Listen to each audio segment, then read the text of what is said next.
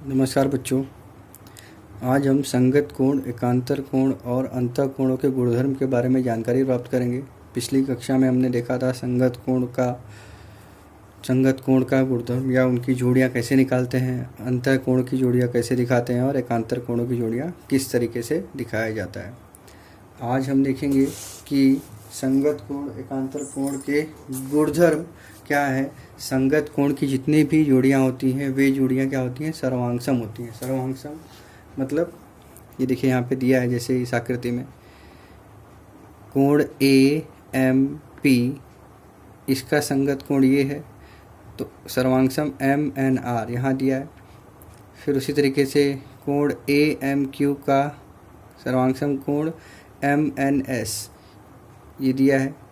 फिर उसी तरीके से यहाँ पर नीचे वाला कोण के बारे में दिया है PMN का RNB, QMN का SNT।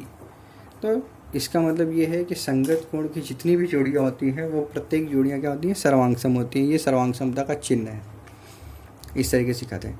एकांतर कोण का भी वही गुणधर्म है कि एकांतर कोणों की जितनी भी जोड़ियाँ होती हैं प्रत्येक जोड़ियों के कोण परस्पर क्या होते हैं, सर्वांगसम होते हैं। सर्वांगसम मतलब अगर उनमें से दो कोण सर्वांगसम है, इसका मतलब अगर एक कोण का माप 50 है तो दूसरे कोण का माप भी क्या होगा, 50 अंश होगा।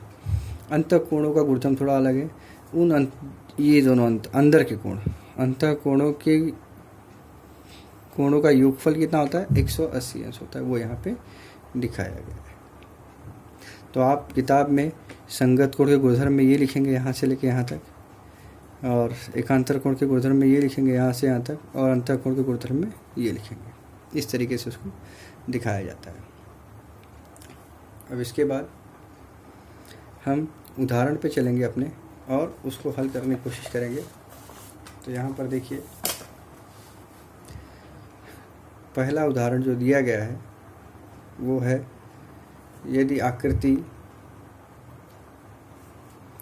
उपयुक्त विकल्प चुनिए। ये दोनों आकृतियाँ दी गई हैं और इनको हल करते हुए हमको विकल्प चुन के बताना है कि कौन सा सही उत्तर है। संलग्न आकृति में यदि रेखा M, ये M समांतर है N के और P इनकी तिर्यक रेखा है, तो ये जो 3x और x दिए हैं इसको हल करके हमको उसमें से x का मान कितना होगा वो निकालना है।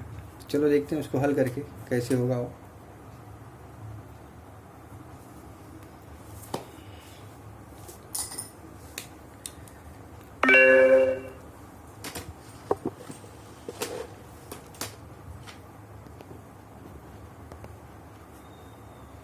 अब देखते हैं, जैसे यहाँ पर ये अपने को ऑप्शन दिए थे 135, 90, 45 और 40। अब ये दोनों कोण किस प्रकार के कोण है, अंतः कोण है। तो अंतः कोणों के मापों का योगफल कितना होता है, 180 अंश। तो दोनों को जोड़ने पे 180 आएगा।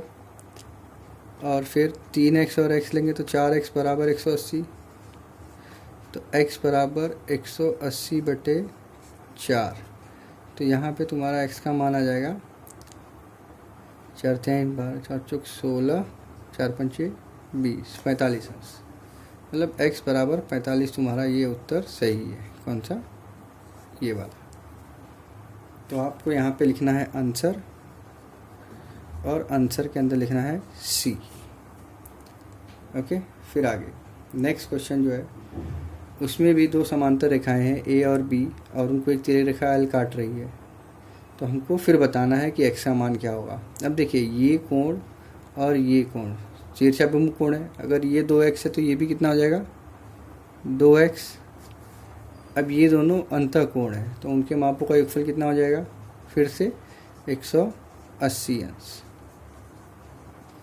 तो 6x बराबर 180 अंश, तो x बराबर 180/6, तो x बराबर 30 अंश, क्षेत्रिक 18। अब फिर इसमें कौन सा उत्तर आ जाएगा, D।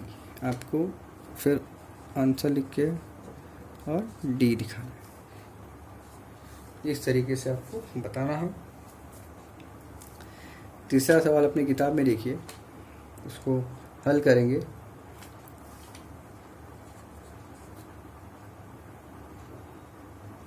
तीसरा दूसरा सवाल,